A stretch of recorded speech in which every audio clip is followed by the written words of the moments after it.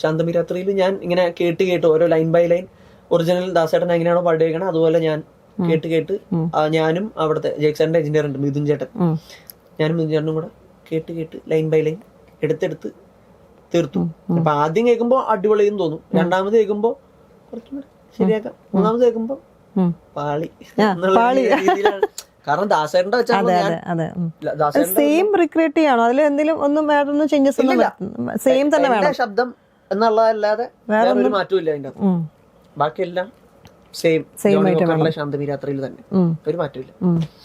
അങ്ങനെ പാടി കഴിഞ്ഞ് ഞാൻ ഇറങ്ങി.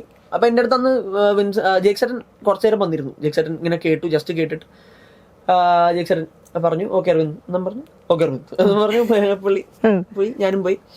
അന്ന് എന്നോട് പറഞ്ഞിരുന്നു ഇങ്ങനെ വേറെ ആരെങ്കിലും ആയിരിക്കും പാടണേ, അരവിന്ദ് ട്രാക്ക് അറിയില്ല, ഇല്ല ഇത് മൂവിയിലോട്ട് പോണ പാട്ടാണെന്നുള്ളത് കൺഫേം ആയിട്ടില്ല.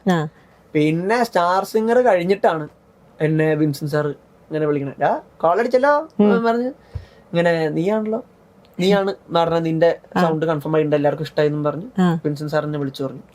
ഞാൻ ജേക്സറിനെ വിളിച്ചു. അപ്പൊ ജേക്സറിനെ പറഞ്ഞു അരവിന്ദാണ് പാടുന്നത്, ജേക്സറിനാണ്.